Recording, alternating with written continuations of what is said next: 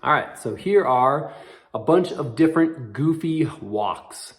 So what we're trying to do on this, I don't know if you guys remember the Monty Python show, but in there was I think it was the Ministry of Goofy Walks. That's kind of what we're doing here.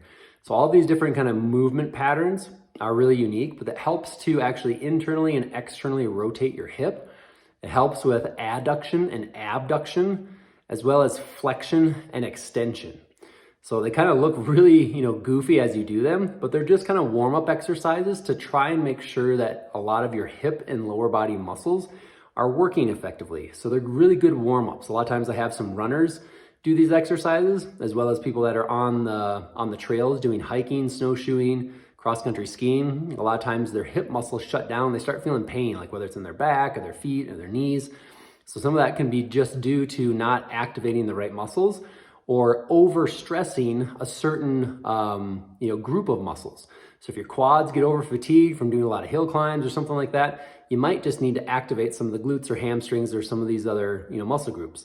So again, these are just some kind of goofy walk motions that should help get all of these other muscles engaged. All right, so here's one of the first ones. In this position, we're basically trying to internally rotate the femur. So again, if my arm was your legs, basically what we're trying to do is rotate your foot kind of all the way in and then back to neutral, and then all the way in and then back to neutral. So that's kind of hard to do. You can kind of see as I stand here, like my feet are pretty well straight ahead. And I can turn this one all the way in, and I can turn it back, and I can do that again, like all the way in, and I can do that back again, okay? You can do the same thing with external rotation. So standing here, I can turn my foot kind of all the way externally and then back to the neutral, and then I can turn that one all the way to the left in the external rotated position and back to neutral. So right there, that's kind of like one exercise, is just trying to get your hips to move in and out, okay? But to do this in more of like a goofy walk position, think of a hacky sack player trying to hit the hacky sack ball as it's coming over here. Or think of the motion that you used to do, like if you were in high school and you're trying to, walk with your friend, and you kind of kick him in the butt. That's the same action. So what we're trying to do is we're trying to bring the outside of our ankle kind of outward. And by doing that, we're actually rotating the hip inward.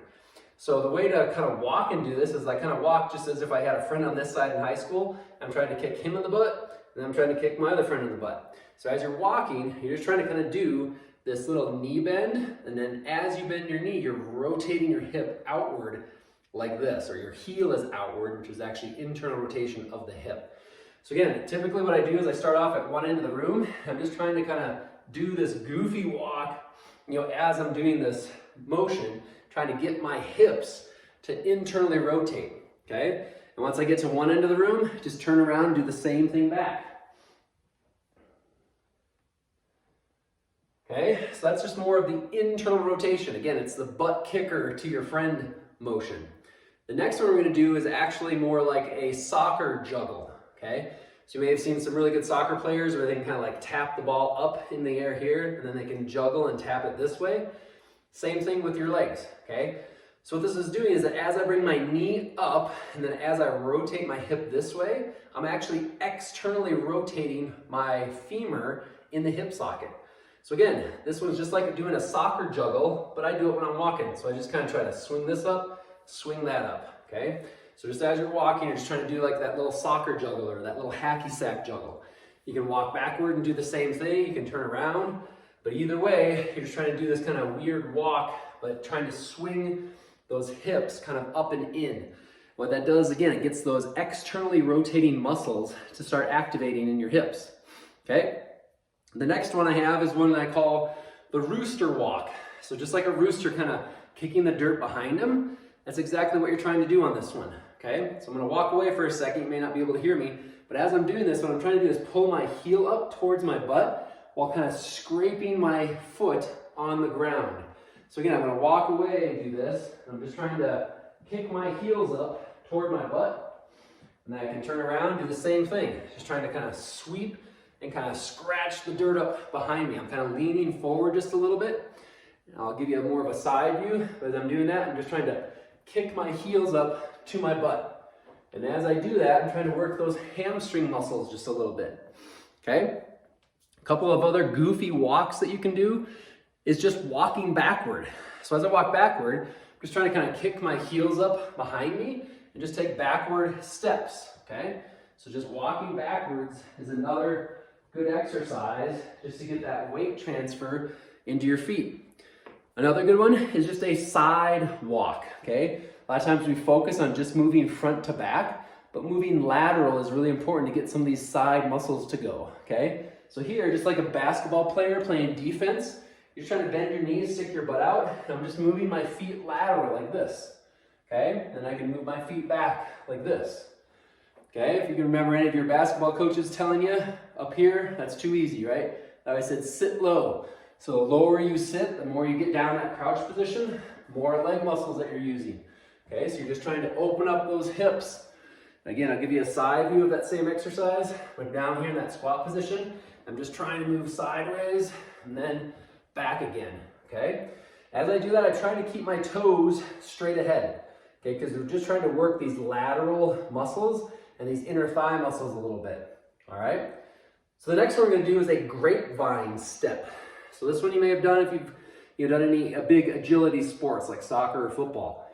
So for this one, as I walk away, I'm basically taking this outside leg, I'm bringing it over in front, and then with my left leg, I'm stepping out, and then I'm bringing this right leg over behind, and then back, okay? So I'm just trying to do that forward and backward step. Once I get to the end of the room, kind of the same thing back. So step once in front, once behind, once behind, once in front. Okay, so here's a better view here in the sideways. Again, I'm keeping my feet forward. I'm trying to cross in front, and then step out. Then I cross behind, and then I step out. Then once I get to the end of the room, do the same thing back this way. Cross in front, and then I step out. Then I cross back, I step out. So what you're getting is you're actually getting your hips to kind of do more of an Elvis move here, where your hips are shifting and your trunk is shifting left and right.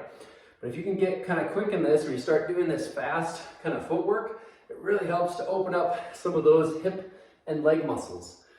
So that was one of the last ones, is just trying to get those hip and leg muscles to wake up. So again, kind of going over, a bunch of the ones we had. We had that lateral kind of outside kick like this, like kicking your friend in the butt.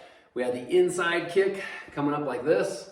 We had those rooster kicks like this, right? We had those side shuffles, and then we did that grapevine step as one of the last ones. And again, just trying to do some of those, even if you're on the trail.